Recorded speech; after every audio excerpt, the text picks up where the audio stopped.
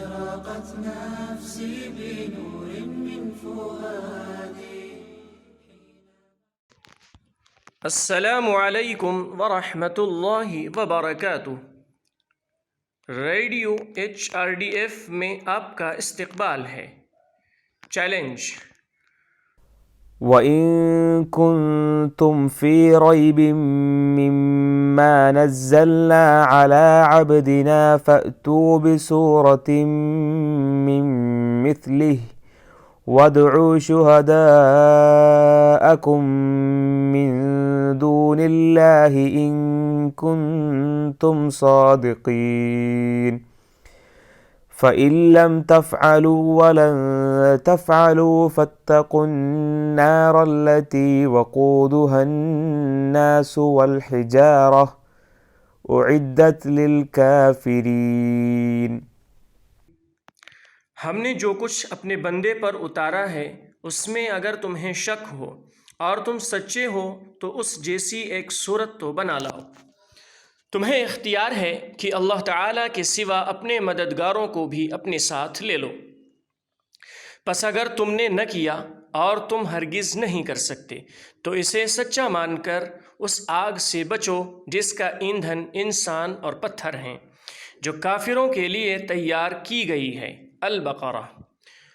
قرآن الہی کتاب ہے۔ یہ ان آیتوں کا مجموعہ ہے جو اللہ نے حضرت محمد صلی اللہ علیہ وسلم پر نازل کی ہے۔ یہ ماضی کے لوگوں کی تاریخ بتاتی ہے اور یہ کتاب ان کے عقائد اور ثقافت کو بیان کرتی ہے۔ یہ کتاب ان لوگوں کے بارے میں بتاتی ہے جو کامیاب اور ناکامیاب ہوئے۔ قرآن دنیا میں اللہ کی اطاعت کرنے والوں کے انعامات اور اللہ کی نافرمانی کرنے والوں کی تباہی کو بیان کرتا ہے۔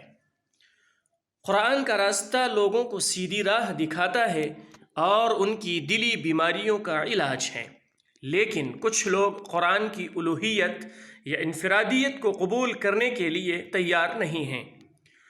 قرآن ان ٹیڑھے اور نافرمان ذہنوں کے لیے چیلنج ہے جو خود کو عقل مند کہتے ہیں، جو دعویٰ کرتے ہیں کہ قرآن الہی نہیں ہے۔ ان لوگوں کے لیے چیلنج ہے کہ وہ قرآن جیسی ایک صورت لائیں۔ قرآن کے اس چیلنج کو قبول کرنے کے لیے جو کچھ دستیاب ذرائع استعمال کرنا چاہتے ہیں، حتیٰ کہ وہ اپنے قریبی دوستوں اور خداؤں سے مدد حاصل کرنے کی اجازت دیتا ہے، وہ کبھی بھی اللہ کی ایک آیت کے برابر نہیں لا سکتے۔ گویا اس کے لیے جد و جہد کرنے والے اپنی زندگی کو بیکار کاموں کے لیے استعمال کرتے ہیں۔ اے اللہ، ہمیں اچھی نصیحت عطا فرما۔ ربنا آمنا فاغفر لنا ذنوبنا وكفر عنا سيئاتنا وتوفنا مع الأبرار۔ أشرقت نفسي بنور من فؤادي.